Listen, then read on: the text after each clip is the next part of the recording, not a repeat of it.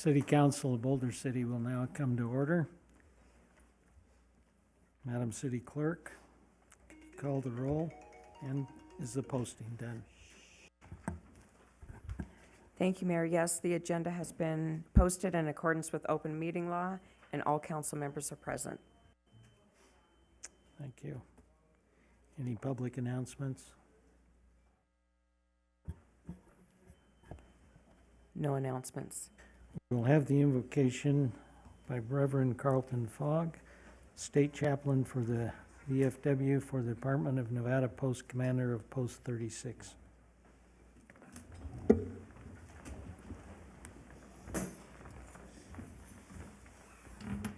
Please join me in prayer.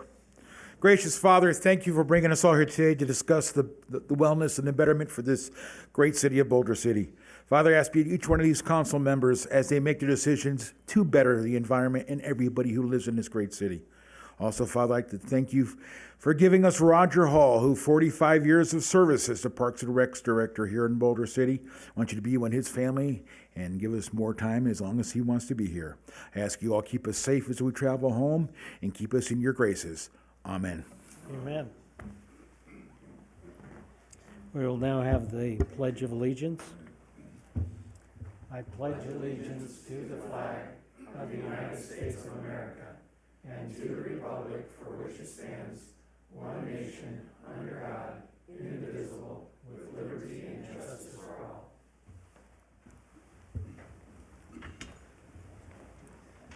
Thank you, Reverend Fogg. We will now have public comment. Public comment is reserved at this time for those things that are on the agenda. And please do not take more than 5 minutes talking about the good things that Roger Hall has done. So anybody who at this time would like to come to the podium and public comment regarding the agenda items is more than welcome to do so.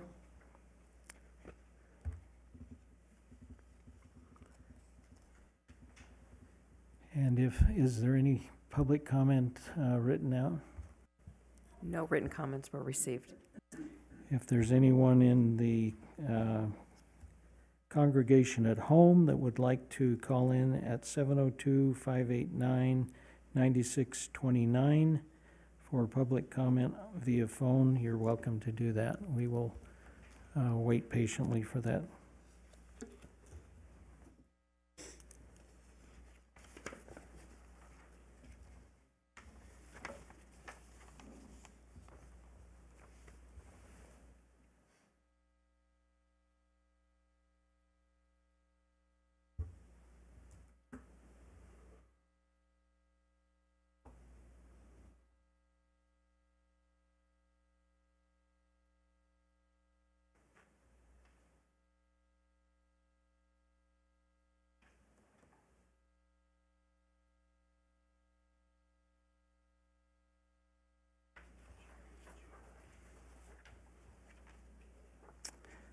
Hearing none, we'll move to item number 5 on the agenda. For possible action, we would like to approve the regular agenda. Is there a motion to approve the regular agenda? Mr. Mayor, Yes, sir. I move to, what's your motion, or what you asking again? Approve the regular agenda? Oh, are we approving the regular agenda or the minute? Mr. Mayor, Yeah.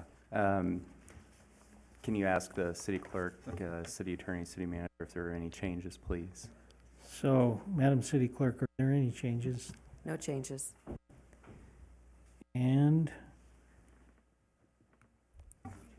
are we approving the minutes or are we doing the agenda? Right now, we're approving the regular agenda. If you've asked everyone, if they don't have any changes, we can move on. Or does anyone have any changes in the regular agenda? Changes. No Thank you. changes. Changes. See no changes. All those in favor say aye. Aye. First, I think we have to make We need a motion and a second. I move to approve the regular agenda. And is moved and seconded to approve the regular agenda. Any discussion? All those in favor say aye. Aye. Aye. Thank you. And on approval of the consent agenda. Are there any changes, Madam City Clerk, on the consent agenda? Changes? Any on the staff? No changes. No changes. Thank you. And I would have, any on the council for any changes on the consent agenda? No changes. Is there a motion to approve the consent agenda? I'll move to approve consent agenda. Is there a second? I'll second. Moved and seconded. Is there any discussion on the consent agenda? See none. All those in favor of approving the consent agenda, please say aye. Aye. Aye. Are there any opposed? The motion is unanimous. We will go then to the regular agenda. And at some point on my list, we probably should have an approval of the minutes. Is that The minutes were included in the That's consent It's on the agenda. consent. okay? Mr. City Manager, would you like to take some time and do a special presentation? Sure. Thank you. Good evening, Mayor and council members. Tonight, we have a significant milestone to celebrate. These days, it's rare for someone to dedicate most of their adult life to one workplace. And in the case of Roger Hall, he has been with the city of Boulder City for 45 years. Roger began his career with the city in August of 1977. He's the longest tenured current employee based on his service date, and we could only find one other employee with a longer tenure, which was Marty Quarterman with 48 years. So he'll soon get there. Roger, who spent most of his childhood years growing up in Germany, was pretty fresh out of the University of Northern Colorado when he was hired as a part-time temporary employee and sports coordinator here in Boulder City, making a whopping $4.25 an hour. Roger was integral in the development of several parks in Boulder City, including Veterans Memorial Park and Boulder Creek Golf Course. He was the first manager of the municipal pool as well. He has worked with 9 city managers and held 3 different positions before being promoted to director in June of 1985.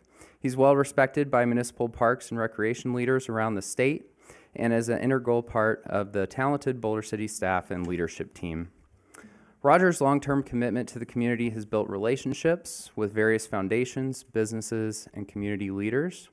He and his department have won numerous local and national awards, including the Nevada Governor's Tourism Development Award, the 1993 Nevada League of Cities City of Innovation Award.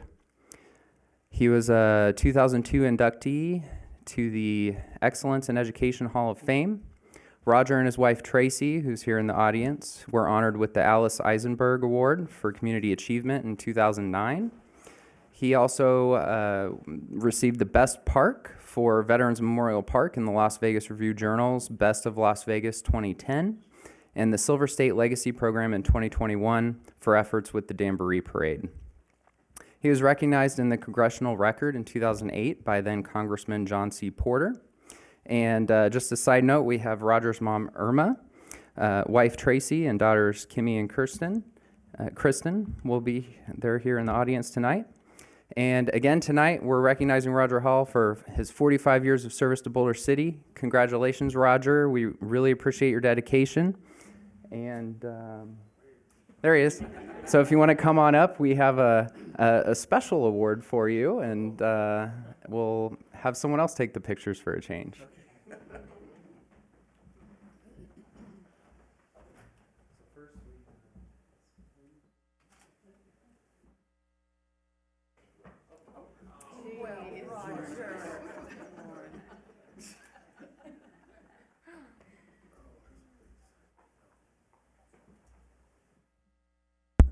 So we had to make sure we had a unique award for Roger, so here we are.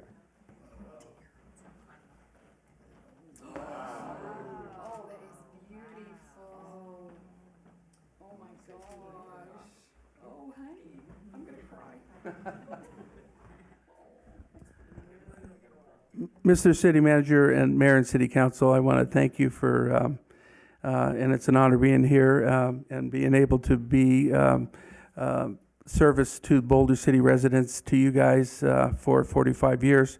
I would be remiss in not mentioning, though, 45 years and what we've done at the Parks and Recreation Department has not been all about me. I have a great staff over the years. Some of them are here right now. I look in the audience, and there they are in the back. I have a great staff that makes working for the city very, very possible. A city manager once told me, you surround yourself with good people and it makes you look good. Well, that's what I've done, and that's a tribute to my staff and all they do for the citizens of Boulder City and the Parks and Recreation Department. So thank you again for the tribute. It's been an honor. It is an honor working for you guys, and I'm very happy. Thank you.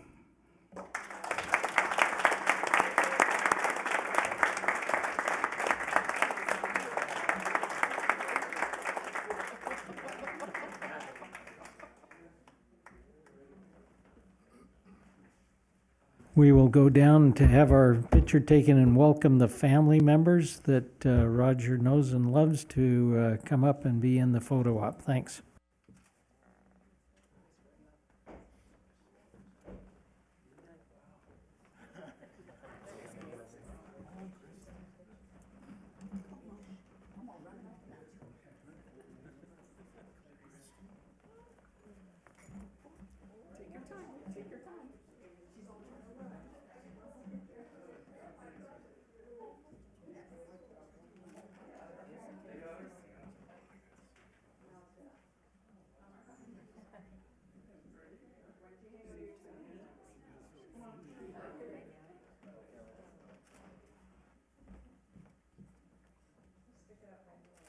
Now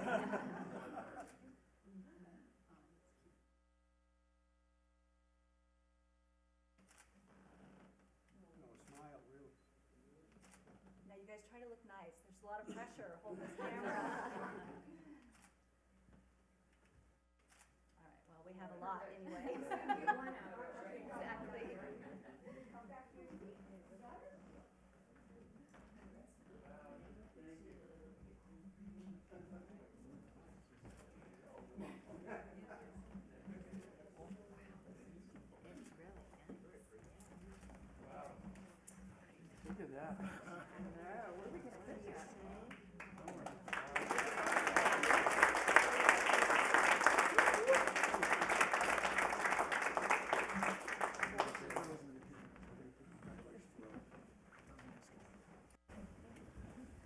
Mr. Mayor, Councilman Walton? can I have a second to add a Yes. word or two? Very appropriate. Anybody would like to add anything? I'll keep Good it in the present tense. This isn't in memoriam of Roger. It's celebrating all of your time with us and your accomplishments. But I just briefly want to add, Roger and I were at many people, but I was talking with Roger at the opening ceremonies for floor hockey last weekend and reminiscing on how our children played there and my grandchildren are now playing there. And it's not many people that get to stay long enough to live within the legacy that they've helped created.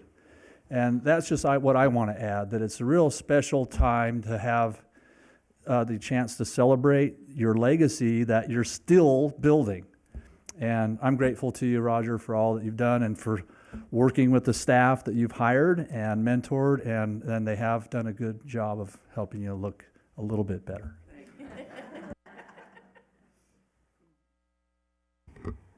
I'm so glad someone else took the pictures. For those of you who don't know, Roger is the one who takes pictures of everyone at everything and sends them to you. And so that too is appreciated, a tiny hidden talent of Roger's that we don't understand or know about. But I just also wanted to say that in some ways, Park and Rec is the face of the city sometimes, because though we consume electricity and though we do other things, the important part when you're raising a family or even when you're older is a lot of times are the classes or the things that we do in the community as far as recreation go. And so I too, for a number of years, have had my kids go through the program. So I've seen the many faces of Roger also, because we've been here a little while. And then I also had a granddaughter go to Tiny Tots. And so it's so nice. And I think it's a testament to, first off, you anyone to stay 45 years, right, in a job, but also to Boulder City and the quality of people that we have working here and the way it feels to be here in Boulder City and work here. And so thank you so much, Roger, for everything.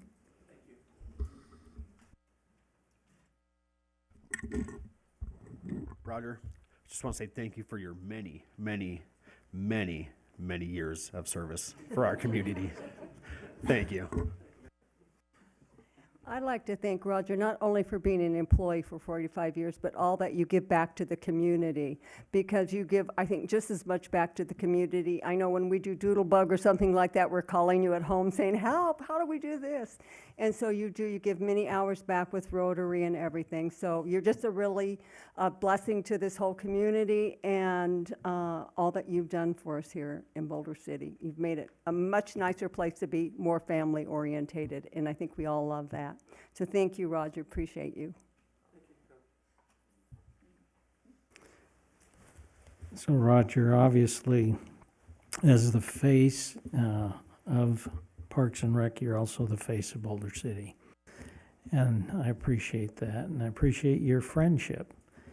And your mother, Irma, if I got that right, is less than 96 years old. 93. Less. And your children, I think I've known them from a very early age. I've appreciated the investment that you've had in Boulder City and every bit of your life. And it shows well when we go around the town and we see your legacy. And it's a legacy that, as Councilman Walton was saying, needs to go on and on. Appreciate what you're doing. Thank you very much. Thank you. For those who would like to stay for a long and dry meeting, you're welcome to stay. Yeah.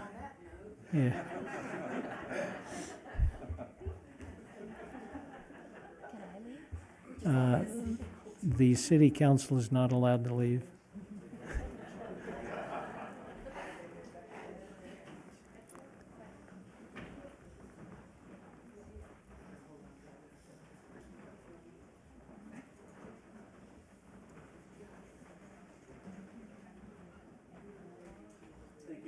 Thank you. Thanks, Roger.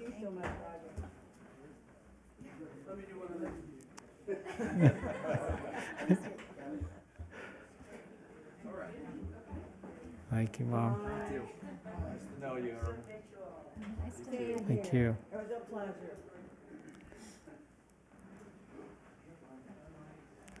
Irma lives at the Southern Nevada Veterans Home, by the way. And so she's right here with us all the time. With, if there are no other things anybody would like to say in honor of, Roger Hall will move to presentation on the upcoming legislative session by our government affairs person, aka lobbyist Warren Hardy. You'd like to come up? Thank you, Your Honor. That was an impressive retirement gift. Can I get a job application for a full-time job? Oh, he's not retiring? That's just, oh, wow. That's just 45 years and he's keeping, oh, man. That's good. You guys know how to retain employees out here as we struggle through the state with that. My name's Warren Hardy. I have a company called Warren Hardy Strategies. I do and have done. I've been involved in, for those of you who don't know me, I want just kind of do an introduction about my background. I've been involved in every legislative session in Nevada since 1991 in one capacity or another. I was elected to the state assembly my senior year at UNLV in 1991.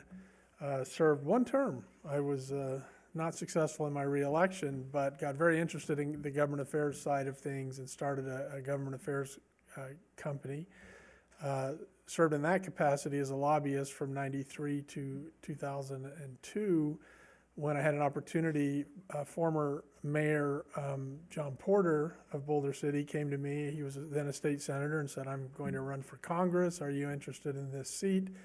sold my business, ran for the state senate, and was elected. It's when I first met your new mayor. I went to ask for his blessing. I think you were on the city council at the time, or shortly off, I don't recall. But anyway, I asked for his blessing, and I always tell the story that he was kind enough to give me his support and endorsement, and I think at the time he was actually thinking about running for the Senate, but instead decided to run for the Assembly. So one of the joys and privileges of my career was to serve with Senator Dr. Mayor Hardy in the state legislature. We campaigned together as the Hardy Boys, had a wonderful time. We are no relation. I argued with him about that for a few years, but then I did my research and discovered we are no relation, but I accept him as a political family. I'm not sure how I'm going to quite do this session without you, Senator, Mayor. He's been a constant there for us in Carson City, and an unbelievable representative. It was my honor during my time in the Senate to represent Boulder City, so I was actually Boulder City's senator. I retired after the 2009 session because of the downturn in the economy, and I was told that it was okay by Senator Bill Raggio, who was the majority leader. It was okay if I retired as long as I talked Joe Hardy into stepping into my Senate seat, which I was fortunate to do. I really I love the legislature, I love the process, I love representing local governments and particularly small cities. We have a particular need as small cities, and during my time in the Senate, I was privileged to serve as chairman of the Senate Government Affairs Committee. And one of the things that became very obvious to me during that service is that small cities in large counties in Nevada have very specific issues that need to be considered and understood. We tend to, I can't think of a legislative session, and I know Senator Hardy, I keep calling him Senator, sorry, he's always Senator to me. I doubt that Mayor Hardy can think of an occasion where we haven't had a session where we've had to go and get some sort of special small carve out for the small cities because we would be impacted by something the county's doing. So we're not often considered. So it's very important to have the opportunity to be at the legislature on behalf of the city of Boulder City. I was just delighted when I got the call from Brittany asking if I was interested in serving this capacity. Known Brittany for many years and have a high level of respect for her. But also I love this community very much. I loved my time campaigning here. Joe Hardy and I were on, do you still do the segways? Did you give that up? We used to do the segways and the parades, and just a great time, just a great time. So just wanted to give you that as a background. And I'm really appreciate the opportunity to be here. This is going to be a very strange session. Listening to the governor's State of the State address, I don't know how many of you had a chance to watch it. I actually was a commentator on it on PBS Nevada Week. It's going to re-air on Friday if you're interested. But I thought it was very interesting, some of the priorities that the governor set out, and so it's going to make for a very interesting session. And I don't expect a lot of activity on taxation this session. Obviously, the governor indicated that he's going to put a moratorium on the gasoline tax. But I think the underlying thing that's very important for us as local governments to understand is how he's going to fund that. Because whenever there's a tax cut, whenever there's something, how are you going to fund it? How are we going to not, as you know who are involved, the transportation budget is very light in this state, and that's a challenge. But for him to suggest taking part of the revenue that's the excess revenue, the $2 billion that's in excess this time, and spend it to offset that tax increase, in my opinion, is a brilliant idea and gives me an indication of how the governor is going to act this session. I think he's going to be very sensitive based on the conversations I've had with him and based on the conversations I've had with his staff, particularly Ben Kiekefer. I think they're going to be very sensitive to the needs of local government. There's a piece of legislation coming this session to require a study on unfunded mandates. We have back, I think the first time I was in the legislature, did the legislation requiring a local government fiscal note, and that's been helpful, but those fiscal notes sometimes can be abused. We call it death by fiscal note. You can put a fiscal note on something, and so this study is going to be very, very helpful for us this session. because we're going to have to be careful about, as they look at the state budget, there's always that effort to step into, traditional local government funding sources. We're going to have to, at some point, take a look at the property tax caps. I was there in the Senate and voted for them, but nobody at the time thought about, okay, what are we going to do if property values go down? And they can't come up to current levels. And those sorts of things have just been a real problem for local governments. And I think this governor is going to have the desire and ability to look closely at those things to make local governments whole, but at the same time be very, very careful that we don't overtax our residents. We have our own bill this session. I think it's SB 63? 23. 23, SB 23. Oh, that's right. SB 23, which will deal with redevelopment. We were inadvertently drug into a piece of legislation that came out of Reno last session or 2 sessions ago. 2017. 2017 session that inadvertently does not allow us to remove residential, well, it doesn't allow us to remove any land from our redevelopment area, but importantly for us and problematic for us, it doesn't allow us to remove residential area. So this legislation will correct that oversight. I always say, and I guess we can say this because we're members, but the next time the legislature gets a big policy right the first time, will be the first time. So that's when they messed up. We've got to go back to correct. We will be doing a presentation to the Government Affairs Committee in the Senate this session. They traditionally have presentations. They usually have the larger cities in Clark County. At Brittany's request, I spoke to the chairman of the committee and said, we need Boulder City's perspective. We need you to understand the concept that I talked about at the beginning, and that is small cities in large counties in Nevada have very specific needs that the legislature needs to understand in a very specific way. And sadly, they just don't. So we're looking forward to that. One of the things my firm will do for the city of Boulder City is get us more engaged and involved with other cities as we are involved in the legislative process. That's both to build synergy and energy as we move towards common goals, but it's also to nip in the bud challenges and problems that come forward that we need to address. I will be at the legislature full time. I have a little bit of a unique business model in that I don't hire a big staff. I learned very early in the process, in my experience, that it's better to build specialized teams around issues. So I will often reach out and hire other lobbyists and other people to come in, sometimes lawyers, sometimes accountants, but a group of people that I have years and years of relationships with to come in and work with me on an issue. My son, who just graduated with a degree in public policy and administration, will be working with me this session. But other than that, that is the staff that will be representing you. I feel like that's been a successful thing for me and allows me to move and pivot. The last thing I'll say in terms of this session is my phone is available 24/7. I do provide a report. I actually brought it. It's 15 pages that the staff gets on a weekly basis that updates the progress, or they can click on and look at the progress. I'm also happy to provide that to any of you individually if you'd like. But the main thing I want you to know is the staff has my cell phone number. Certainly Mayor Hardy has my cell phone number. Please contact me anytime you have questions or concerns, 24/7. And that's not a joke. I'll probably be calling Brittany and Taylor at 1 o'clock in the morning from time to time to find out how we want to respond or react to an amendment or a piece of legislation. But my phone's available to you 24/7.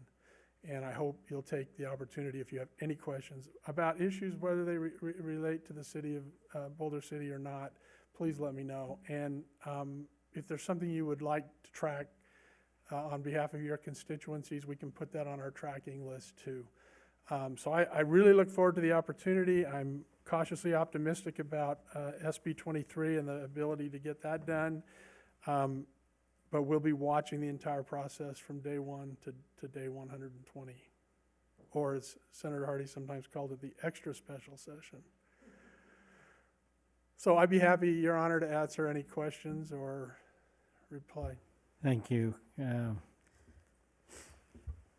Assemblyman, Senator, friend, Warren Hardy, no relation. No relation. Appreciate your report. Obviously, we can't give you any direction. We can't take any votes. Does anyone have any questions they would like to ask the good government affairs guy? Seeing none, you're off the hook. You can go be late for something else now. Thank you so very much, and like I said, my 24/7. I try to leave my phone on my nightstand on Sundays. Other than that, it's with me 24/7. So anytime there's a question or concern, and that goes for staff as well. Thank you, Mayor. Thank you, Warren. We'll now go to the next agenda item. Mr. City Manager, you have an introduction of our Public Works Director. Yes, thank you, Mayor. Tonight we have a presentation from the Public Works Director, Jamie Carreri. He'll be providing the Public Works Department annual report. Jamie. Thank you, Taylor. Good evening, Mayor, council members. Welcome to the City of Boulder City's Public Works Fiscal Year 2022 Annual Update Presentation.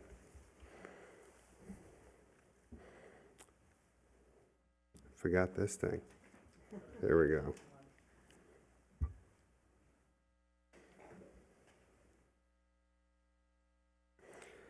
Nothing to look at here.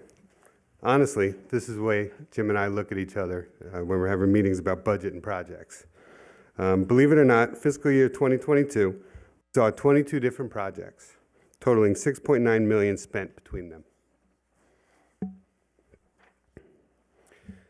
The allocated portion of the graph represents the funding received by the Regional Transportation Commission, CIP, for Boulder City. We have 5 years initially to spend the funds allocated, but we can always request more time if needed. The City of Boulder City roadways are evaluated through a comprehensive paving management system. Boulder City contracted an engineering firm to develop the pavement management system. The system provides a funding analysis, recommendations, an inventory of all pavement sections, condition assessments, and inventory phases, and maintenance rehabilitation, reconstruction layout, known as the MR plan. The inventory phases utilizes a mobile light detection ranging unit, commonly referred to as LiDAR. It identifies streets, alleys, parking lots, trail systems within the city's jurisdiction. Honestly, it's really just a fancy way to do our survey of the town. A nationally recognized standard known as Pavement Surface Evaluation and Ratings, or PACER, is the process we use to prioritize our roadway maintenance repair plan. This manual was published by the University of Madison, Wisconsin Transportation Information Center. The condition is based upon a rating system from 1, which has failed, to 10, which is excellent. When identifying these conditions, an asphalt street, there are specific telltale signs of surface distress that we look for. 2 classifications we identify immediately are surface defects and surface deformation. Experience has shown that there are 3 useful steps in managing local roads. First, inventory all local roads and streets. Second, periodically evaluate conditions of all pavements. And finally, use Boulder City's Pavement Management System report to set priorities and maintenance and repair and funding. Boulder City has 3 roadway maintenance rehabilitation methods used to maintain our roadway system. First, we have the maintenance treatment, which includes crack sealing, fog seal, seal coating, and slurry seal. Next, there's rehabilitation, consisting of asphalt patching or mill and overlay. Finally, reconstruction. This is when the pavement or the sub-base material is no longer adequate for the type of volume of traffic. This is a complete overhaul of the sub-base structure to top. Our 2023 maintenance repair projects that rolled into the following year were due to the coordination of underground utility projects funded by ARPA. These projects were arterial reconstruction, neighborhood rehab, or crack and slurry seal projects. The next 2 items have since been combined through the recommendation of the RTC and will be funded under one fund moving forward as they utilize for similar projects. These two items are ADA upgrades and safety upgrades.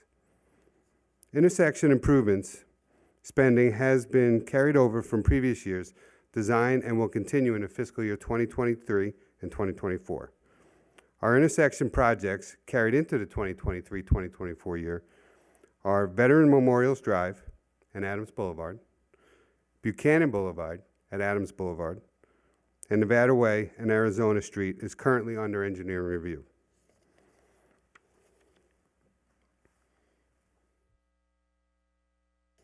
Oops, back up one. There we go. This is fiscal year 2022 additional requested funding.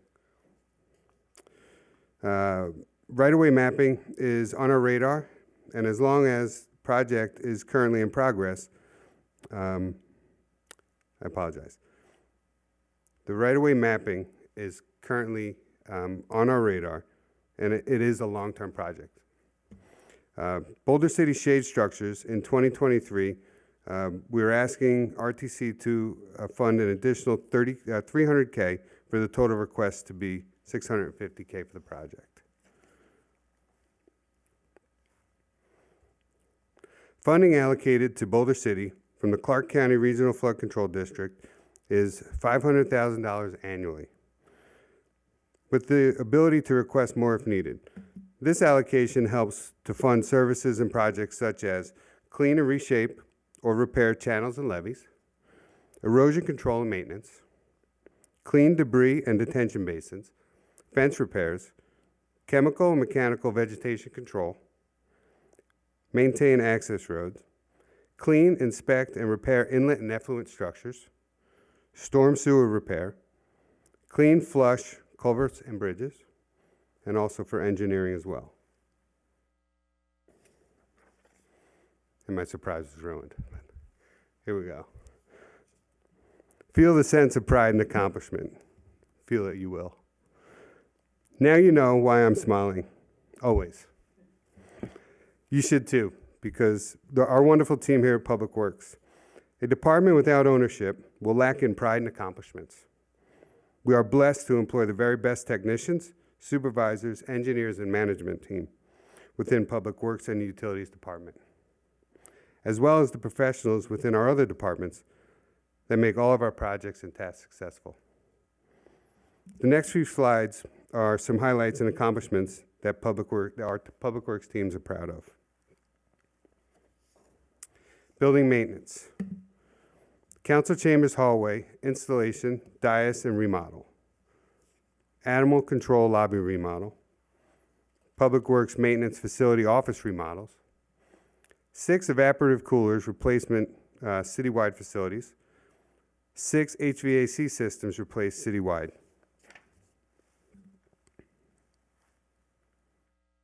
The next steps for building maintenance. City Hall restroom and break room remodel. Restroom and emergency shower at wastewater treatment facility. Continuing HVAC system replacements. Landscape. Xeriscape Park renovation, which looks fantastic. New irrigation wiring network for Veterans Ball Field Complex. Annual tree replacement program on city landscapes and boulevard. New irrigation master valve installations. Wyoming Street median renovation. Next steps for landscaping. Turf reduction, continue efforts in flood control facility and vegetation removal, and to continue with the median renovations.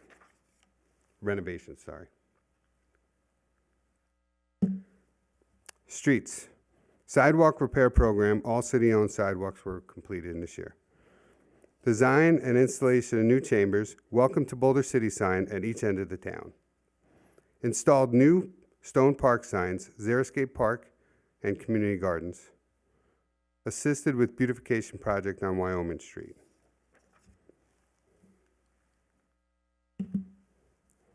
Our fleet team is only made up of 2 skilled technicians, and 1 just retired. Except for specialty vehicles like fire trucks, We handle most servicing and repairs in-house for our entire fleet, which consists of 169 vehicles and 168 pieces of equipment, ranging from small or minor equipment to roadway grader and industrial generators. Even then, they still try to conduct general maintenance with fire trucks to help as much as possible.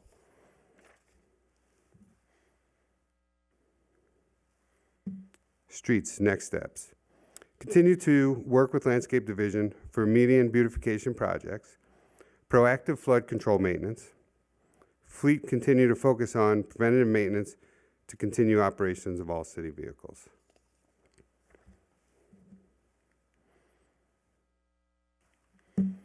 This is my favorite. Your Public Works team is alive with the sound of teamwork. They accomplish many daily goals, to include projects, budgeting constraints, regulatory restrictions, meetings, and tasks. Understanding what it takes within a team environment to be successful. Our teamwork mindset resonates from all of our staff, and it shows up in many daily tasks that we've accomplished. But make no mistake, we're not going to sit and relish in our previous accomplishments. Rather, we will grow and learn, in turn sharpening our skill sets, work on our customer service, become more efficient in projects, work diligently within our budget constraints, and strive each day to deliver the current product better than the last. We want Boulder City residents to trust in their Public Works Department. And we know we will always deliver the best product we can to them. The next few slides will show some teamwork efforts. Engineering. 6.7 million in reimbursements processed with partner agencies. 5 major projects completed. Hemingway Park, bighorn sheep habitat, miscellaneous water service replacements, neighborhood rehabilitation, Hemingway Watershed Phase 2B project, and Arizona street feeder. The next slide, I just show a couple pictures of the ones that I just spoke of.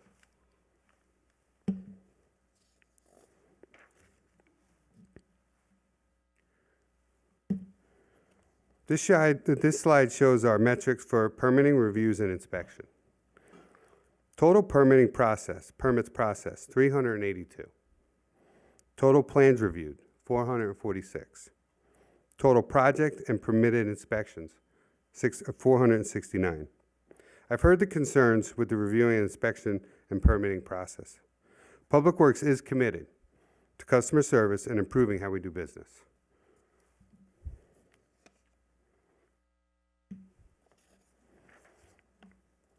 Next steps with engineering. Bluebeam Review and CityWorks. Bluebeam is a software for reviewing digital documents. CityWorks is also a software that will make the permitting process more efficient and customer-friendly. Initiated digital direction with other departmental collaboration. Purchased Bluebeam license and plan review table. Filled construction coordinator position with Taylor Martinez. He's doing a great job. Our engineer technician inspector position, we're going to try to restructure.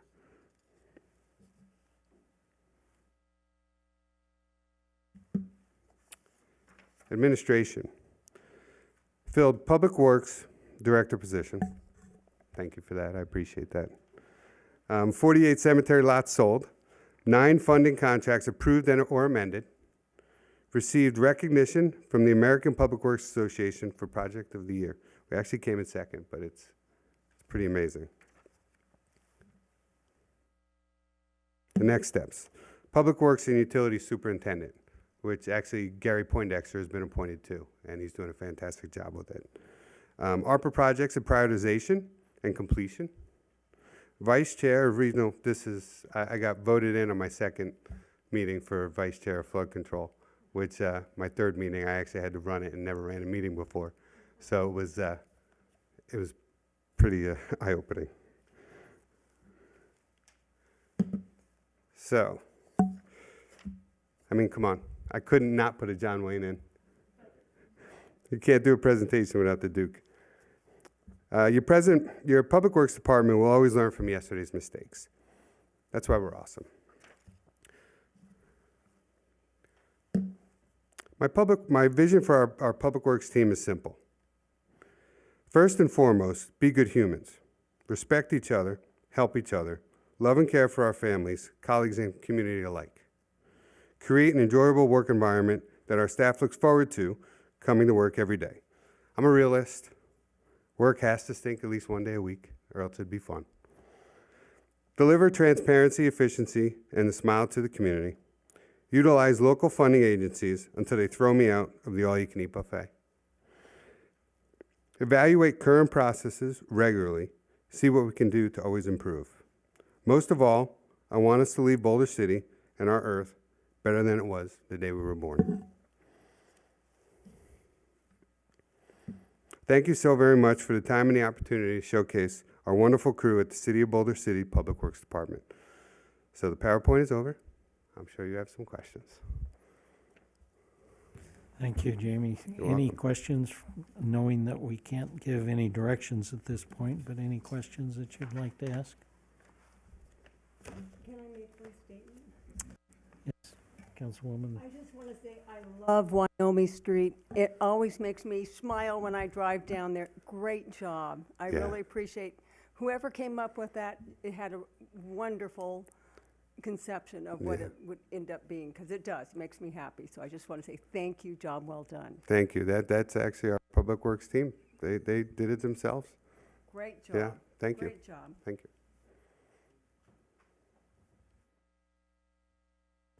Councilwoman. What was the project of the year? That The we project, were it was, second? actually, I had it there. Sorry, did you? And I missed it? I apologize, yeah. Let's see. Hiring the new director. Yes. It was, I think it was phase one of, Hemingway? yeah, yeah, I'm sorry. Boulder City Parkway completed Phase Street, yeah, phase one, Okay. Boulder Okay. City Parkway, yep. That's pretty great. Yeah. You have some projects ahead of you. Yeah, That was a big number that you shared with us. And we've been blessed with ARPA funds, and some of that has some of that, so it has stipulation of timeline for us.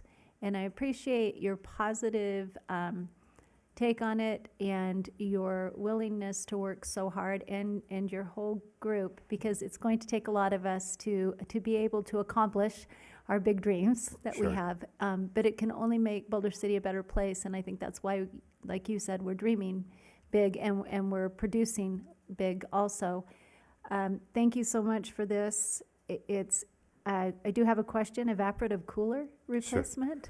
sure. So Joe and I actually discussed that. We're going to look forward into not, in the future, not replacing evaporative coolers, but substituting them with other options. Okay, yeah, I just wondered, I know that there was with the drought, there was Yep. a couple concerns as far as that goes, and I don't know if that's something, like you just said, we could look at Yeah. possibly. Yeah, And other than that, loved your slides. Thank you. It's nice to have a little bit of fun when Yeah, you're at work. agreed. In fact, it's important, so thank you. you're welcome. Chime in if I can, Mayor. I appreciate that that we are coordinating with the outside agencies that contribute Sure. funds to our projects. Yeah. And without that, we really would struggle getting them done. So thanks for that. And I know this is the first presentation First since we've had presentation. you on board. Yeah. Yes, sir. And so just to, go back a few months since we've hired you and now your first presentation, we're glad you're on board, Jamie. Thank you. And we appreciate the energy and the personality that you bring and the positive outlook and the talent and skills that you bring in building the team that we know you're going to continue to build up. So we're glad to have you on board. Thanks Thank for you the so much. presentation. Yeah. That means a lot. Thank you. Appreciate the presentation, the positive nature of it, and I think we see that Wyoming Street is so obvious that I think all of us are kind of saying, wow, that looks good. It kind of pops. Yeah. But yes, we appreciate the attitude that you bring, and I suspect it'll wear off on everybody, and we'll all end up smiling by the end of the day. That's the goal. Thank you very Absolutely. much. Thank you, Jamie. Thank you. At this point, before we go on to our other bills on the agenda, we'll take a short break and come back after that.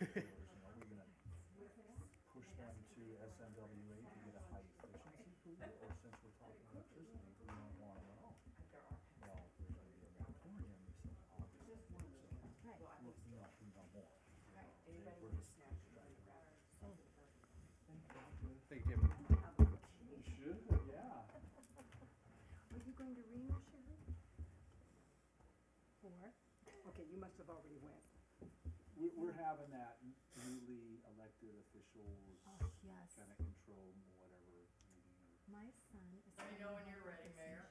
that weekend. Around that time. And all my kids are telling me to do.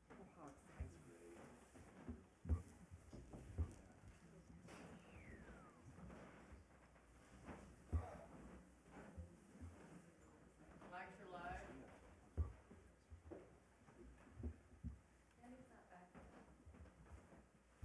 I'm waiting for her. The mics are live, so. Guess what he snips.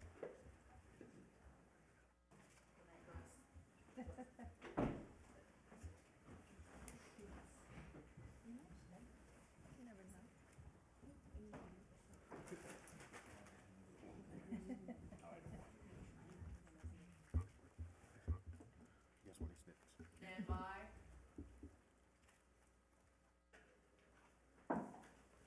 Welcome back. Appreciate everybody being patient with us. We will go to item number 11, report for possible action, and including a public hearing. Michael Mays, I think you're going to be presenting. Go ahead. Good evening, Mayor and members of the City Council. Staff has been working on several city projects, and as part of that process, we've determined a need for greater security of these projects, and that has warranted the proposed text amendment that is before you this evening. Staff is proposing an amendment to Title 11 of the City Code, which would allow in government zones and the energy zone, which is our solar zones, a modification to the maximum height of fences and walls. Currently, that's 6 feet in most cases. What we're proposing is a text amendment that would allow for 8 feet for improvements within these zoning districts. And in addition to that, allow for the city manager on a case-by-case basis to allow for a greater height on city-owned property. There are instances where even 8 feet wouldn't be enough, and so this would provide that opportunity for the city to secure city facilities. And so you have before you Bill 1929, and because it is an amendment to Title 11, it does require a public hearing. And with that, I can answer any questions. Any questions before we have a public hearing? Thank you, Mr. Mays. We will now open the public hearing.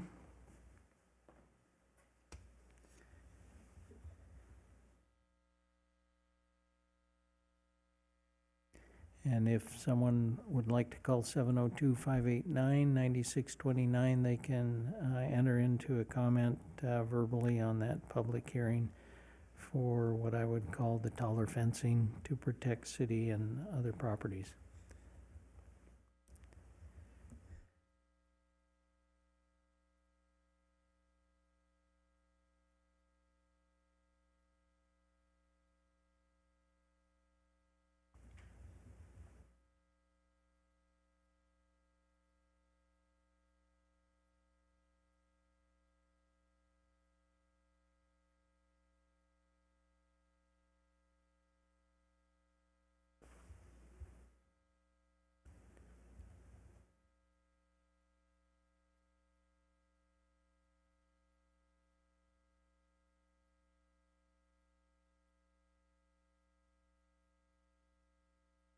Madam City Clerk, any written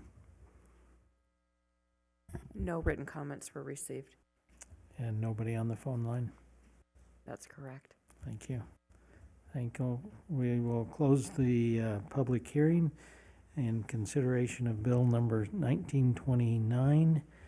Is there appetite from the council? I move to adopt Bill 1929 Is there a second? With staff findings. with staff findings. I'll second that. And is there discussion?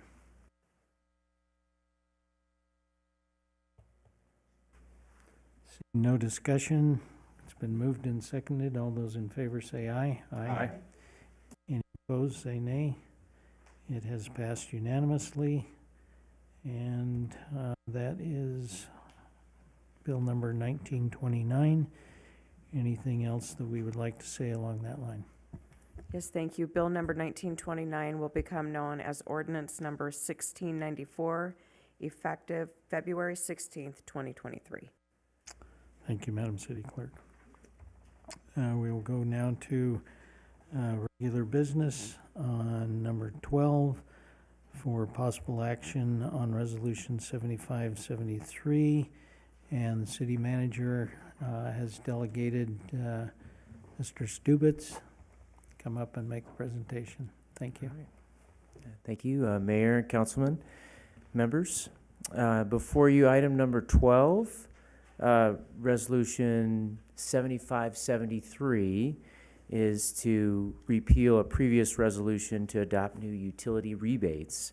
So to give you some background information, in 1991, the city of Boulder City began to exceed its allocation for inexpensive hydroelectric power. At that time, it became cost-effective to explore other means of meeting the city's demand for electricity, and we instituted an electric rebate program.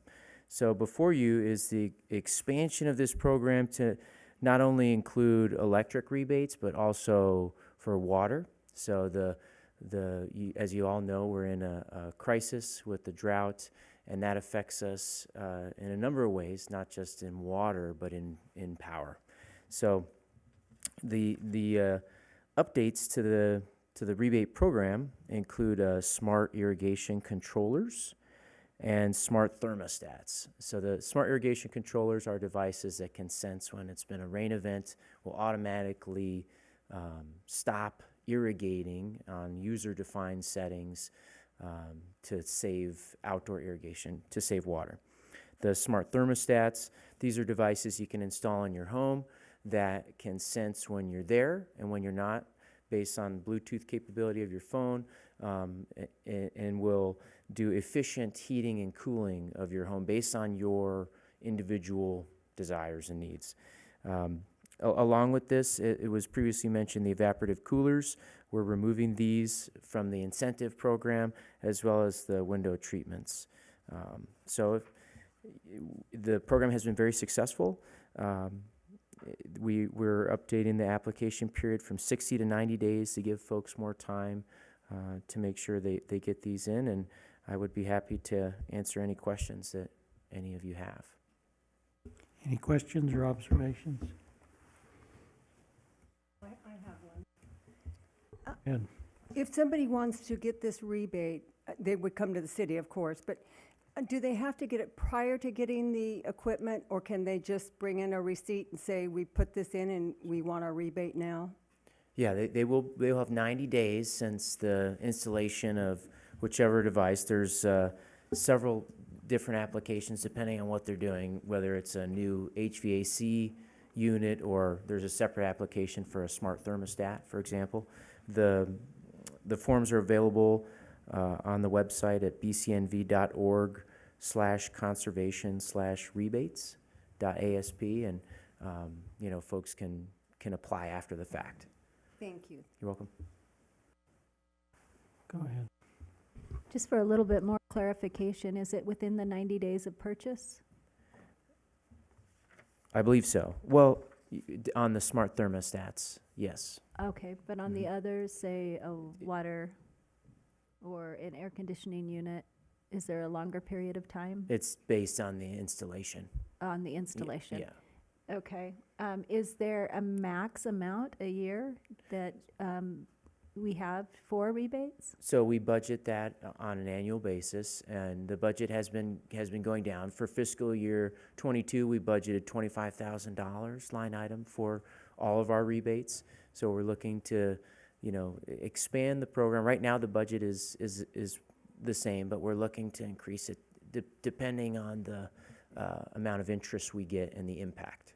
What was the interest prior to this with the others? We had been seeing a steady decline in the amount of incentives that we were putting out, but the wholesale energy prices have increased pretty drastically, 28% this fiscal year, and projected 25% for next fiscal year. So anything, I imagine that the interest will pick back up. And so I know that you and I have talked about this a little bit, about being able to get the word out there and different ways that possibly they would be able to participate in this rebate program. I know some of it requires coming through the city and maybe making them aware when they come through with something like this. And you did mention possibly putting it in the newspaper, which would give the opportunity for them to know that it exists, because I think some of it is just communication of us being able to let them know that it's available out there, and then hopefully this will incentivize people to make some choices in this direction, saving precious resources. So thank you. Thank you.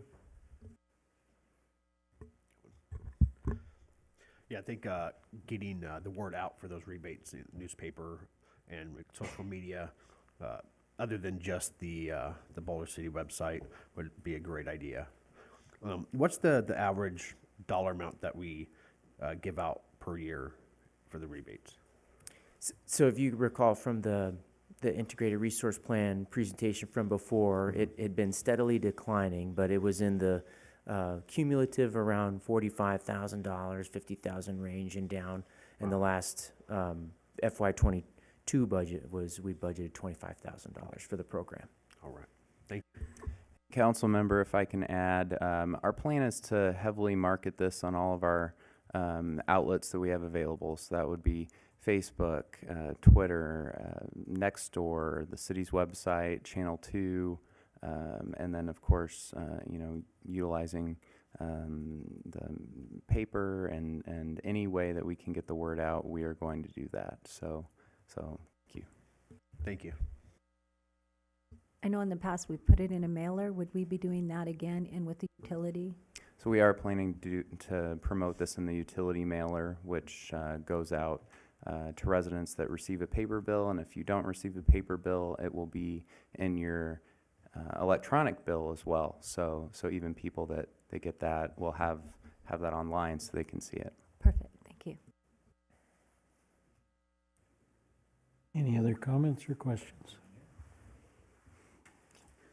Seeing none, we're looking at, for possible action then, on Resolution 7573. Is there a motion? I'll make a motion to approve resolution number 7573. And that would repeal Resolution 5210. Is there a second? I'll second. And is there any discussion? Seeing none, all those in favor say aye. Aye. Aye. Any opposed say nay. Thank you, it's unanimous. And so resolution number 7573 has passed and will take place and be effective when, Madam City Clerk? That's immediate. Thank you. Thank you. And we will now go to number 13 on our agenda for possible action regarding the council's rules of procedure governing council meetings. And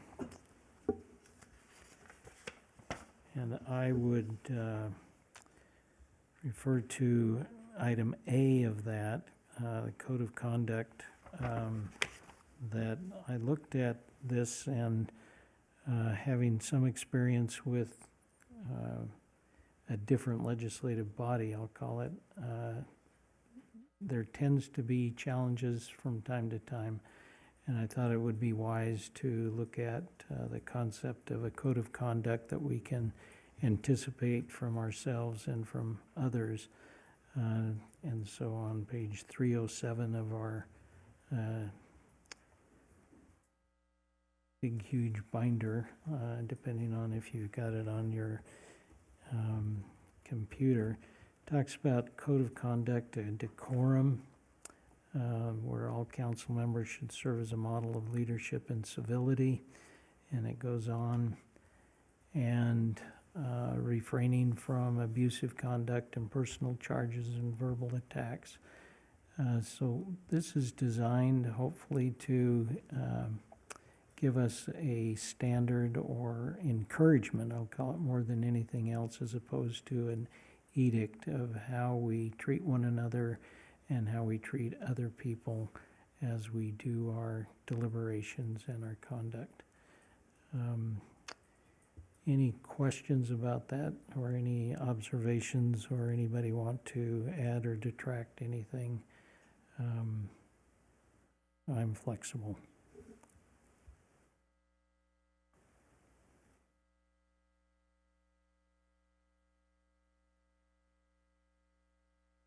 Go ahead.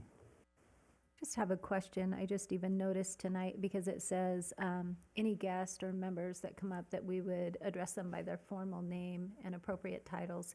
And I do agree that that is important, but I know on occasion tonight, Roger was called Roger, and Jamie was called Jamie, and that happened. So would that affect that? Does that mean that we would need to address them differently?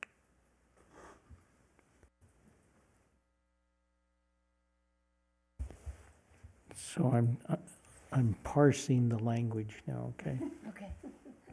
So when I read, recognize fellow city council members and guest speakers by their formal names and other appropriate titles. If I were to parse this and say, well, I think Roger isn't a guest speaker. He's our designated awardee.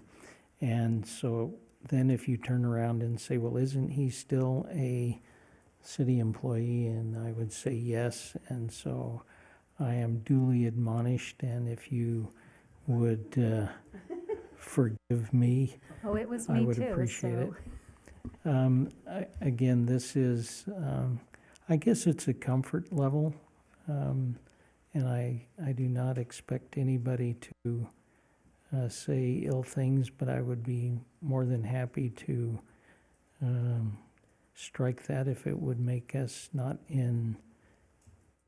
incompatible with the spirit of the law. That is technically not a law as much as it is a exhortation. Would you like to remove that part of that? I call you Dr. Hardy all the time, instead of Mayor Hardy. That is I asked the city clerk what I should call her, and what did we decide? We decided Madam City Clerk. I left it up to you. Any So- of the suggestions you offered were fine. Okay. So, and I'm glad you're bringing this up, because this is a discussion. It's not something that I have any heartburn about what we change or do. So what's the feeling of other people? Get rid of guest speakers by their formal names and or appropriate titles, would that? Or when you can. Okay. Mayor, is there a problem currently with that particular section of the recommended language? Not anymore. I don't know that guest speakers have, in my, most recent years of observation and participation, that we've had an issue there. And I think that tends, of all the things that we generally, as a body, do recognize, that's certainly one of them. And where there's not a problem, I don't know that we need to address it. But I do appreciate the rest of the language, and I think it's encompassed in the rest of the language in using proper decorum and respect and addressing people, and that could be encompassed in that in any case. So that's my 2 cents on it.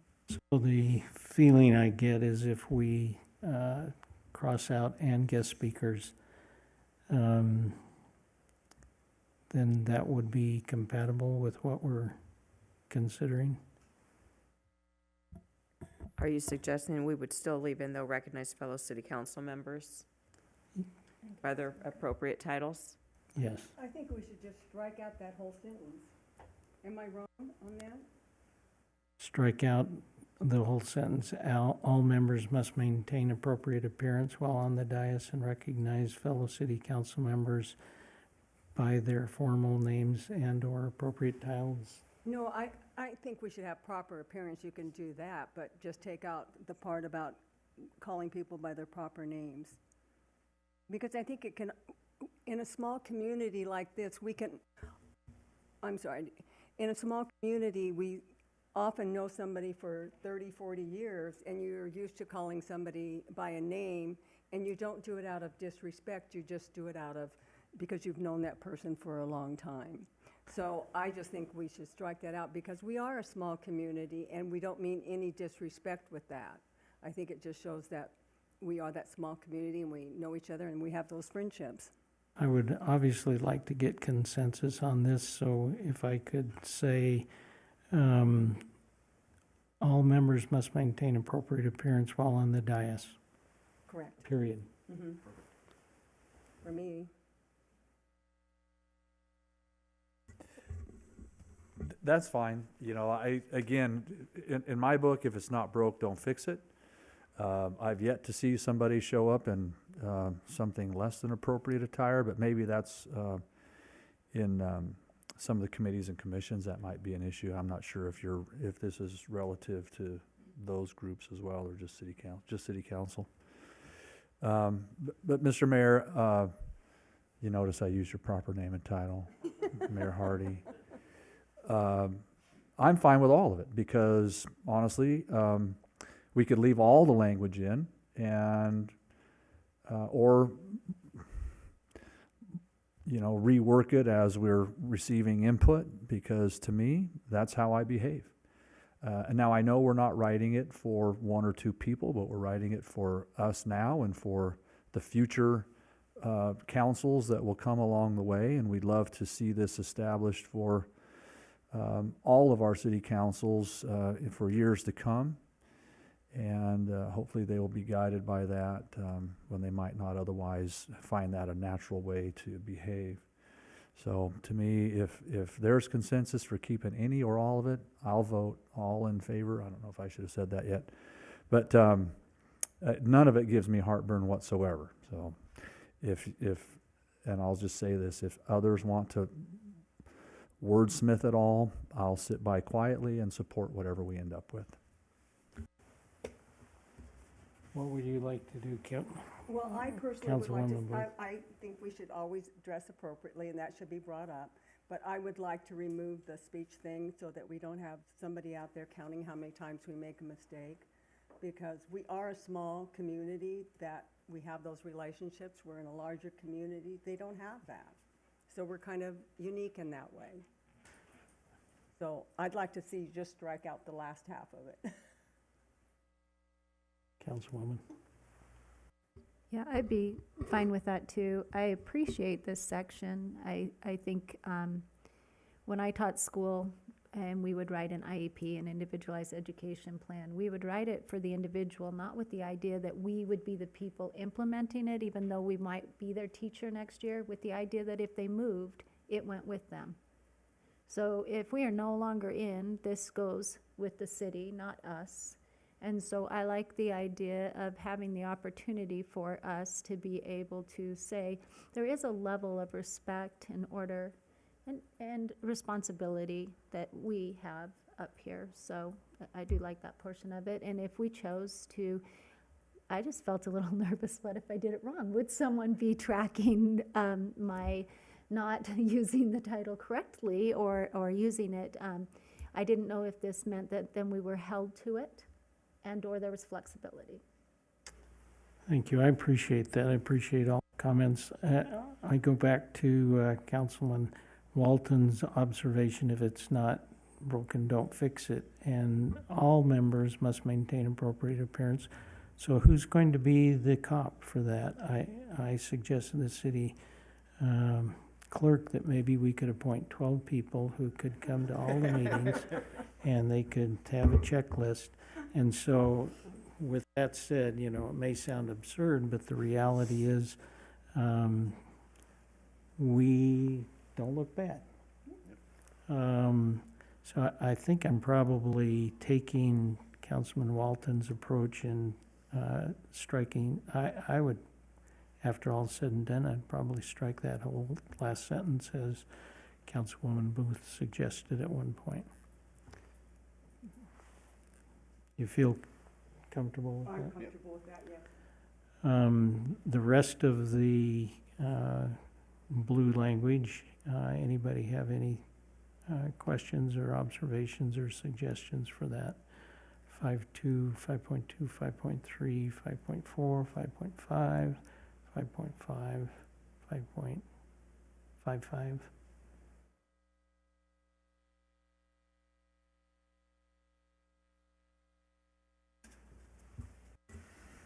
Mayor Hardy?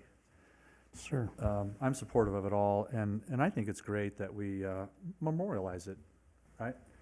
And that we carry that forward formally as part of the policies for city council. And as you alluded to with your wonderful wit, there's not going to be policing or fines or what have you, and so it's guidance, and I think it shows that we're seeking to be a responsible body and carry this forward for those who will stand on our shoulders, like we're standing on the shoulders of those that have gone before us.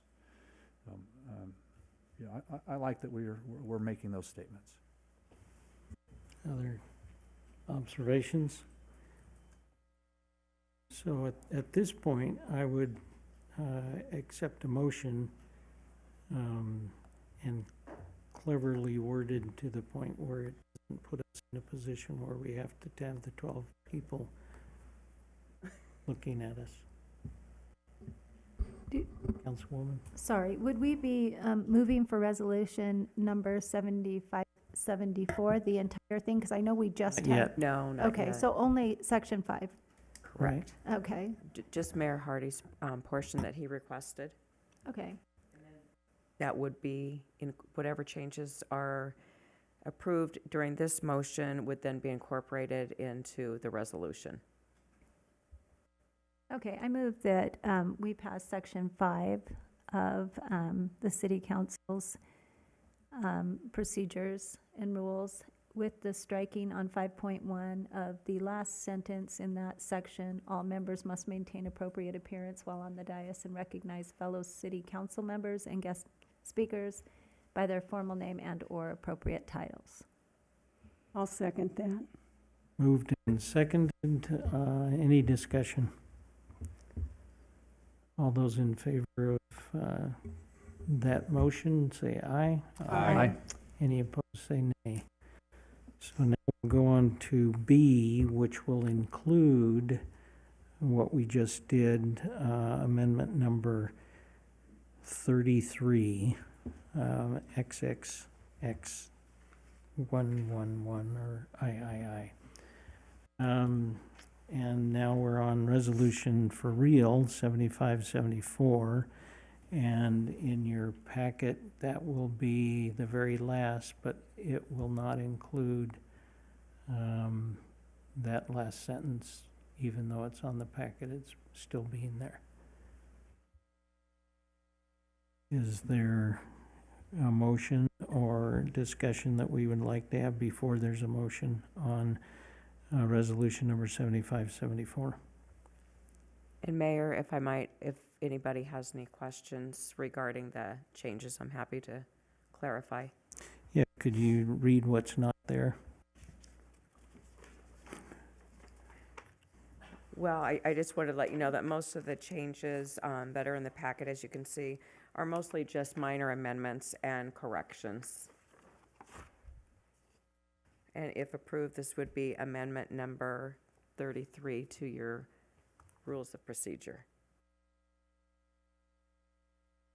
Is there a motion? I make a motion that we accept resolution 7574 and staff findings. Is there a No sec- staff findings this Staff time. findings, No. Is there a second? I'll second. Is there discussion?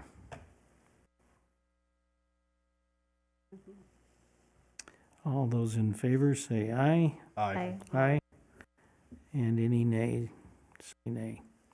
So we have passed Resolution 7574 as amended with the stipulation of that last sentence in the first part of that having been stricken. Is that clear enough, Madam City Clerk? Yes, I have it. Thank you. Thank you. Thank you. Having passed, we will move on. We will now hear from, on item 14, we'll have land management process. I think Michael Mays is going to elucidate with the public, after which we'll have a public hearing. Boulder City is unique in the fact that a majority of the land is actually owned by the city. And as a result, whenever the city council is evaluating the disposition of land, whether lease or sale, there's a provision within our code that requires an early preliminary evaluation and the opportunity for the public to provide input in that process.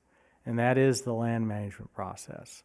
So every year in September, we solicit requests for either the lease or sale of city-owned land. Applications are submitted, they're brought before the city council. City council determines whether they want to entertain those proposed uses on city-owned land, sends it to the Planning Commission. Planning Commission makes a recommendation and then brings it back to the city council. So we're at that step in the process where you, the city council, will determine whether to add applications to that list. And we have two for your consideration. So the first is what we refer to as 2301. Desert Link LLC is asking to add 35 acres into El Dorado Valley for utility uses. On the screen in your packet is a map showing the location of this property. And again, it would be for utility uses if added to the list. The second application is what we're referring to as 23-03. This is an application from Southern California Edison. This is at the existing El Dorado Valley substation. The reason this is before you is that we had a prior agreement with Southern California Edison that expired, and in order to maintain or not to maintain, but in order to enter into a new lease, it requires going through this process first. And so that's why that application is before you. This is for approximately 3 acres and also in the El Dorado Valley. So the Planning Commission did review this request, both requests on December 21st of last year. And they did not come to a consensus in recommending to you adding 2301 to the list, but they did recommend 6-0 advancing 2303. It's important for me to point out that even if the council adds both of these applications to the list, it does not obligate the city in any way to move forward with the uses. And in fact, even adding this to the list doesn't obligate the city to entertain negotiations with the applicants themselves. We still are required to go through the RFP processes, negotiation for lease, if warranted, consideration of changes to the master plan and or zoning. And so this is, again, a preliminary early opportunity to provide input, but there's many more steps involved. And so you have before you Resolution 7575. Staff has put both of the requests on that list. Certainly it's the council discretion if you want to advance one or both to be added to the list. And already, as you noted, there is a requirement for a public hearing, and certainly I can answer any questions. Any questions before we have the public hearing?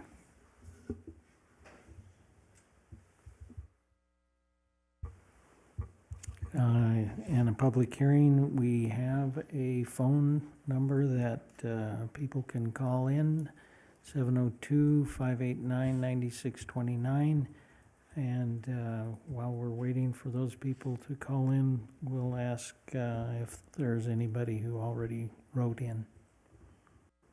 No comments were received. Thank you. So we'll wait to see if somebody will call in.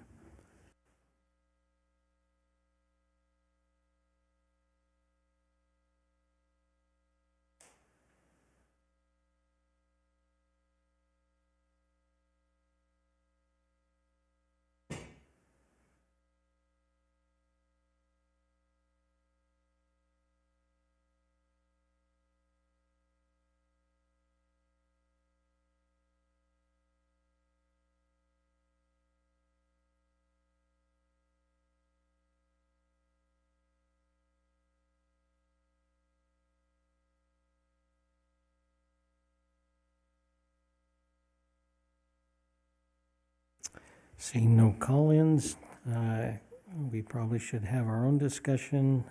Thoughts of the council?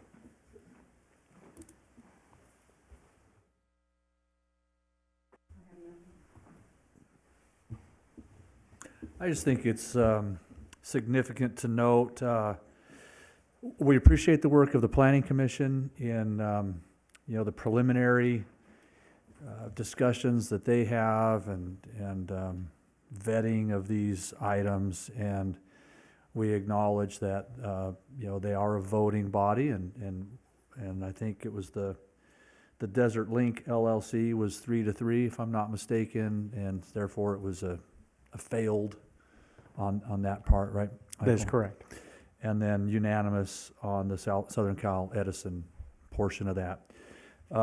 And so it's worth noting that on the Desert Link map, that they're not looking necessarily to expand the footprint of energy use in the area, but to go within kind of the boundaries that already exist. Is that a fair statement? Yes. And so, I like that. I know that expanding out into the El Dorado Valley and further areas probably piques the interest of our committees, commissions, and citizens more than infill. And also, if I'm not mistaken, that is a multiple use potential, battery storage, and that's that term in and out of itself takes a negative connotation. Is there a better way to say that, Michael? Well, Mr. the Mays? official term is utility uses, so it could encompass all of those types of uses. Obviously, the city council will be able to dictate through a RFP and lease negotiations a more specific use for that property. But in a land management process, we're looking at energy uses, which could Utility, include yeah. all sorts. And I think a lot of folks, when they think battery storage, we're not going to take old batteries and bury them in the desert out there, but energy stored in batteries for use for distribution, I think is maybe one good way to clarify that, among others. And I think those are great uses. And so for both of these, of course, working with Southern Cal Edison, we have a history there, and they have a keen interest in renegotiating an opportunity to continue transmitting energy there. So anyway, Mayor, those are a couple comments that I had so far in the discussion. So I'll stop there. Appreciate those comments. Any other comments? I felt better when we recognized that this is a process and it's not the end of what is going to happen necessarily. So other people can respond to the RFP. They can, so it could be different, but it has to be utility uses, as it were. And I appreciated the ability to ask our fire department people, are they okay with that being there? And I appreciated the infill observation that Councilman Walton suggested. I think it just gives us another opportunity for us to decide what is there and what will be good for the city, and as well as bring money into the coffers of the city. So I feel good about both things, knowing that we can still be flexible about what actually happens. If there are no other questions, do I have a motion? Mr. Mayor, Go ahead. I'll move on D, under the subject line Resolution 7575, that we approve that resolution, which includes both the Desert Link and the Southern Cal Edison, adding to the land management process list for 2023. Any second? I'll second that. Moved and seconded. Any discussion? If not, those in favor say aye. Aye. Aye. All those opposed say nay. It has passed unanimously. Resolution number 7575, and it will become effective. That only applies to the ordinances. Okay. It'll be effective immediately. Right, thank you. And then we will move to item 15. We will have matters pertaining to our 5-year financial plan. City manager will allow our city temporary finance director to come forward and teach us. Hopefully. Hi, Angela Mannon. So this is Boulder City's 5-year financial plan for fiscal years 23 through 28. So our forecasts are conservative. They only include known revenue resources and are not inclusive of speculative new revenues. It doesn't include potential new energy lease revenues for leases that may exercise their options. An example of this would be the recent battery storage, which has the option of 2 years to exercise. It is not included in this projection. It also does not include any potential grants the city may receive. Intergovernmental revenues, which is mainly our consolidated tax, is projected to grow at only 3%. The most recent average, though, is 4.87. All other revenue sources, with the exception of lease revenues, which have contractually obligated rate increases, are projected to grow at their most recent 10-year average. Building permit revenue does not include the potential fees of future construction projects. And here we are with the general fund revenue from 2018 to 2028. And hopefully you guys can all see that relatively all our revenues are pretty flat. So with the exception of the yellow one in the middle, which is our intergovernmental, and the green one up at the top, which is our leases. So we're going to start at the bottom and work up. The blue one is our taxes, which includes our room and property taxes. And again, you can see how they're relatively flat. It's about 6% of our revenue for fiscal year 22. The next one is our licenses and permits, which was about 4% of our revenue for fiscal year 22. And if you can go back to 19, 20, and 21, you can see those spikes. Those are the solar permit spikes. So when we had new solar lease projects come on board, they had to buy solar permits, which were very expensive and caused those spikes. The next one, the gray one, is charge for services, which is only 13% of the city's total revenue. 80% of that is actually from our golf courses. And the next one is our intergovernmental, with the main revenue being there is our consolidated tax, which is 34% of the general fund's revenue for fiscal year 22. And as you can see, it typically grows, but there was where it does drop down, which is fiscal year 20, it had a 5% drop. And that was because the economy shut down for 3 months. The next larger one is our rents and royalties, which is actually 39% of our budget. You can see some big spikes in 21, which is the $4 million one-time lease payment. So that one-time lease payment was actually a contract signed in 2012. So that's kind of the reason we didn't see our revenue until 21, that we don't put in options in our projections. And then again, if you can see in 22, there was a $2.6 million accounting adjustment because we incorporated GASB 87, which is how you interpret lease revenue. So it kind of dips down in 23, and that's because all those one-time revenues are removed. And it also doesn't include anything that is not absolute. Switching over to the general fund expenses, you can tell they're a little different than our revenues. They are not flat, they are going up. So that top one, the blue one, truly isn't an expense, it's a transfers out, so it reduces the general fund balance. And it goes to our special revenue funds and to our capital improvement fund. So if you see that large spike in 2021, that's when we took our one-time money from like the $4 million and other reasons our money increased in 21, and we created our special revenue funds. So that's what that spike was. Oops, went too fast. So for future growth, salaries and benefits grow at, they're listed on here as the recent bargaining agreements for 23, 24, 25, and then in fiscal year 26 and further, it's just 3%. Our operational expenses are only projected at 1% because when you put all the line items together, traditionally that's how much they grow. The transfers out in fiscal years 24 through 28 is just the 10% general fund expenses that's allowed to be transferred out for CIP. So that expense does not have to happen, but it'd be encouraged to keep our CIP going. And now I'm coming back to the general fund expenses. So the city supplies services to the community. In fiscal year 22, the cost of support these services to the city was $32.7 million. And of that, 68% was salaries and benefits. So I'm going to start again from the bottom and go up for the different departments. So the bottom one is general government, and that's 14% of the overall expenses. The pink one is public safety, which is 43% of total expenses. And the interesting thing about public safety, 87% of that is all just salaries. So CIP and vehicles for all departments are paid out of the special revenue funds. The next one, public works, the yellow one is 17%, and parks and rec is 18%.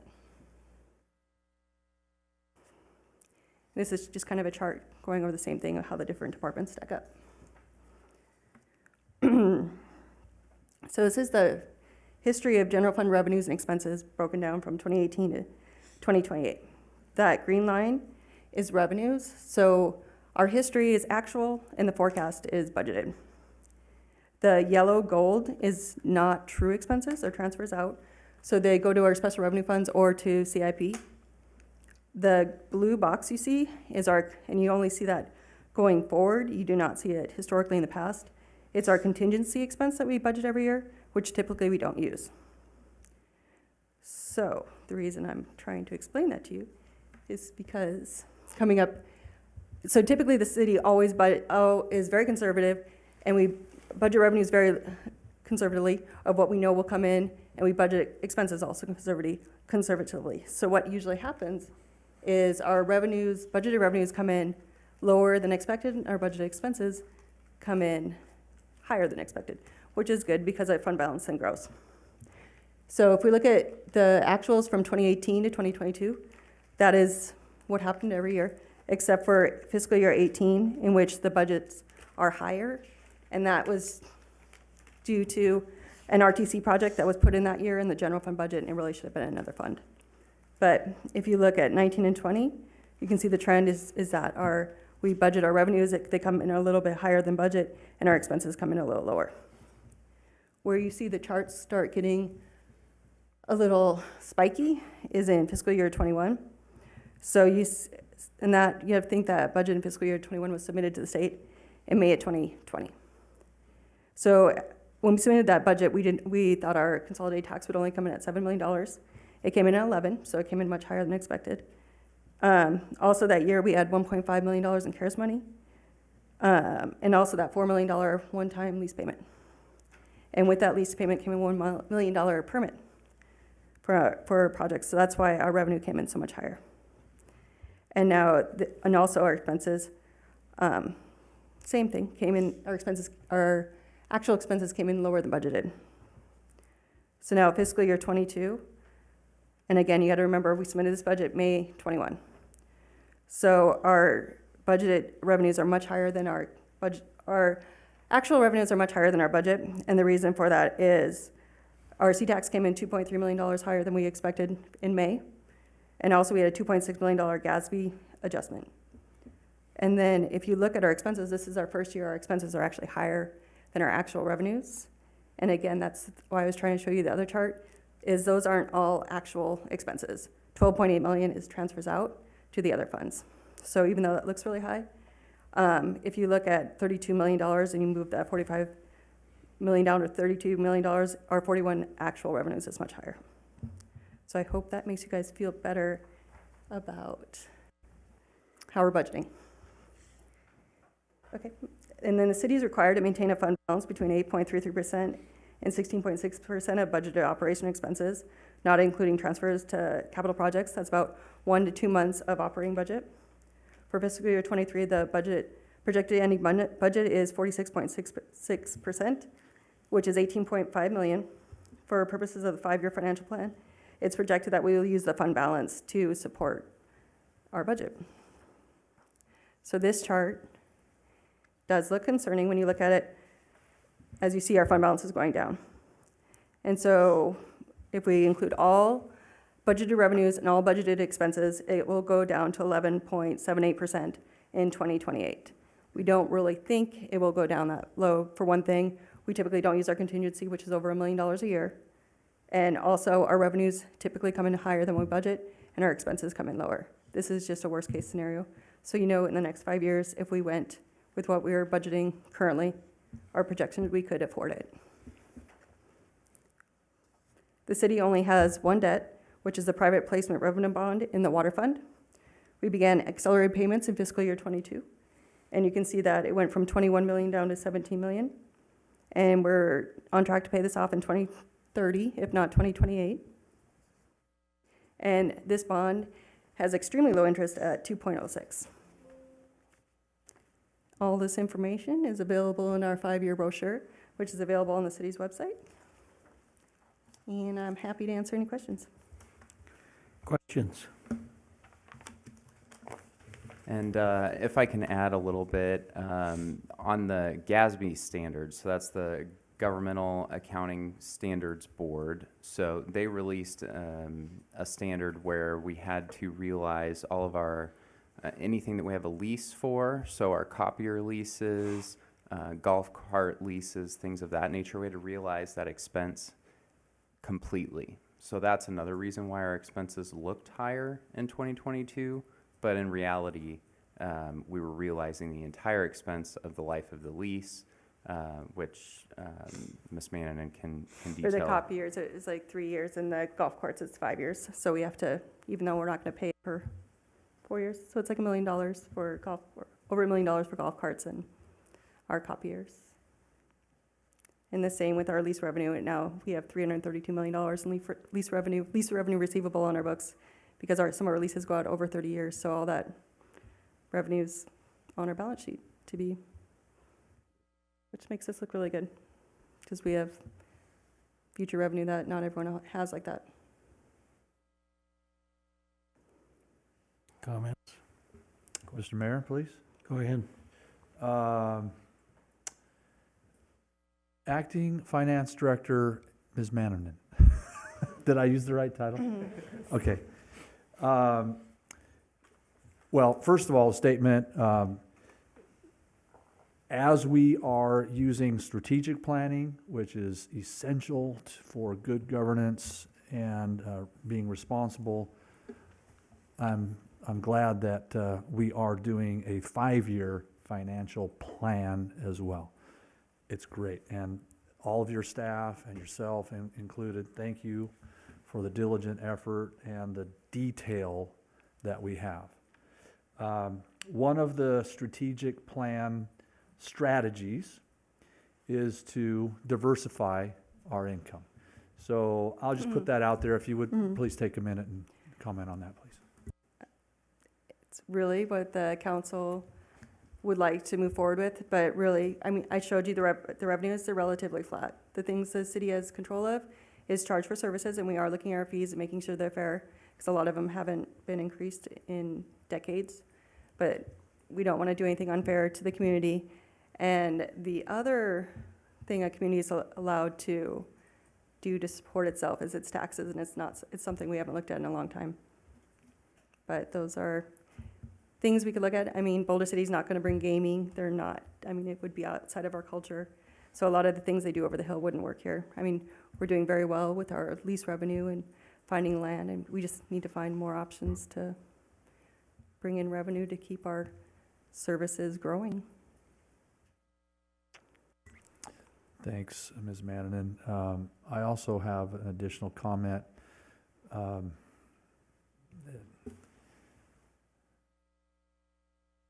I don't know if this is the right time, but I'll do it since I've got the mic. So often when there's a gap between a department head leaving and a department head coming in, we have an acting director. And Angela has willingly stepped in and taken on that role. And I think because when the next person comes in, there will probably be very little fanfare other than exchange of keys, right? And then in public meetings, we'll hear from that new person. And so I wanted to take this second, please, to acknowledge the efforts and the contributions of Ms. Mannanen in stepping into that acting role. While we do give some little compensation, the stress and responsibilities tend to far outweigh that. And so in a big way, that's how a business or government in this case really continue to thrive when there's potential for gaps. And I, for one, am thankful to you for stepping into that and taking on these responsibilities, especially during the planning time, the preliminary budget things that we're putting together right now and making this presentation. I think I probably speak for all of the city council when I make those statements. So that's the conclusion of my questions and statements, Mr. Mayor. Thank you, Councilman Walton. I too want to express gratitude and really appreciate this. I know that you took a lot of time yesterday with me during the briefings as I asked questions. I appreciate the conservative approach that we've taken up to this point. I think that it's kept us in a good financial state. I am a little concerned about our general fund balance continuing the trend of going down to the point where there's 11%. I realize that's there. We've talked about this because you're not taking into account any possible renewals of leases that might come up in that year, which are likely to happen, but there is a possibility of not. So I also really appreciate that you don't pad income with what could be, or what most likely could be even, that you actually give us what is, and then what could be as far as expenses. I guess that would be my comment. I am a little concerned that we're starting to flatline a little bit as far as revenue goes, and the trend of our other expenses seem to be projecting a little bit higher and trending that way, not going down. So I appreciate this look for the next 5 years. It gives us food as the council for thought that it is important that we diversify our revenue sources, and it is important to look for ways to make sure that we're able to continue to offer the services that we currently do. So thank you for this snapshot of this. Appreciate it. Thanks. I just would like to echo what Councilmember Walton Jorgensen just said. Truly appreciate you. You've been it's gracious explaining everything to me, and so that I can even understand it. So that was really great. So I really appreciate that too. Thank you.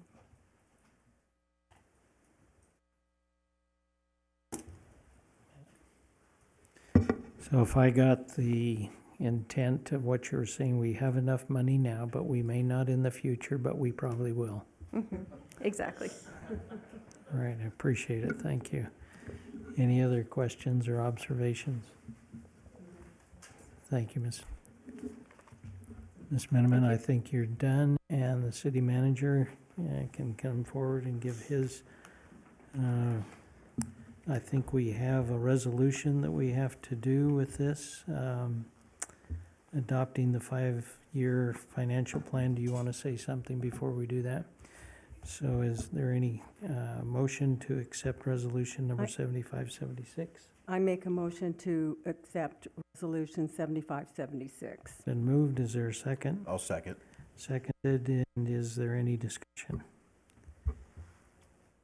Seeing none, all those in favor say aye. Aye.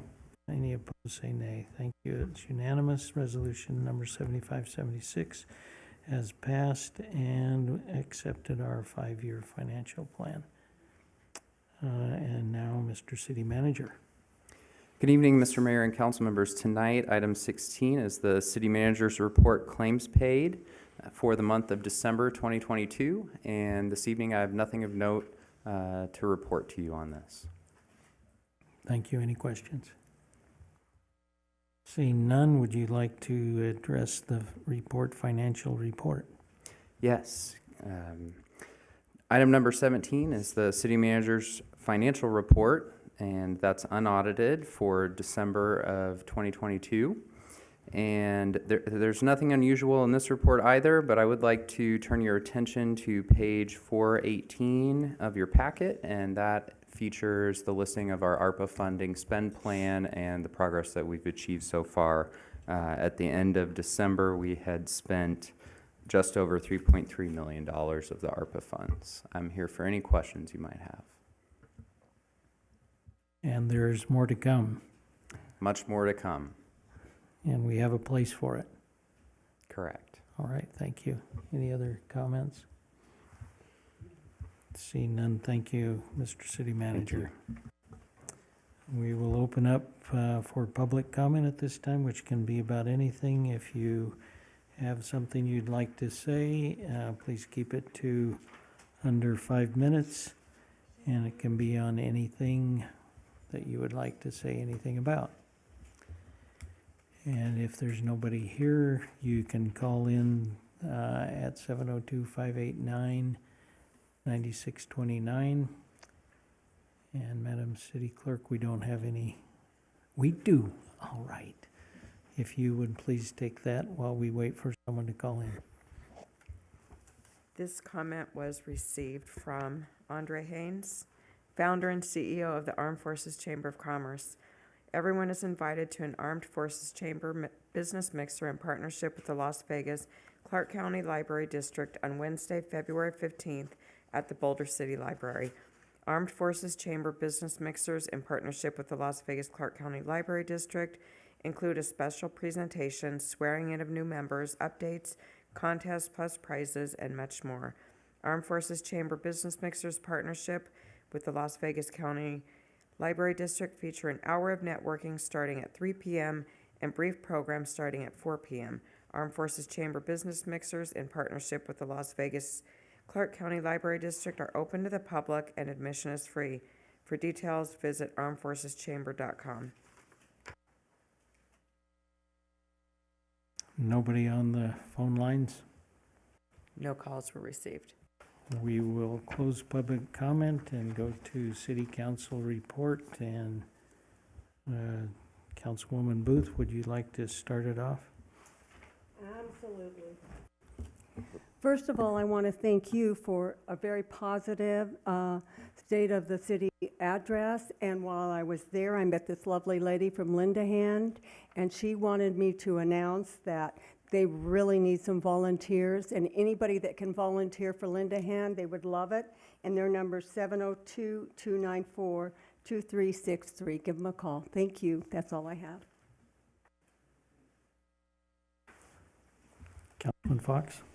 I have nothing major to report, but I just want to say you did a wonderful job at State of the City. Thank you. Thank you. Councilwoman Jorgensen? Thank you. Also, to parrot what has been said, if you had a chance to attend the State of the City address, you know that it was done in Mayor Hardy's special style and very well done. Especially asking us to continue to serve in our community and to give back. And so I appreciate Councilwoman Booth's talking about Lend a Hand. We have many services available in Boulder City that run and operate on volunteers. And many of them, I see them when I'm at the senior center and doing Meals on Wheels. I see Army of volunteers. So knowing that we have an area in our community that needs help, such as that, I hope that we see an outpouring of help for them. Also, just wanted to state that it was nice to see so many members of the community there at the State of the City and so many members of the staff. And a special little shout out to the staff that took the time to set that up. I know that that's a little above and beyond. Maybe didn't know that was in your job description. So thank you very much. Appreciate it. Thank you. Councilman?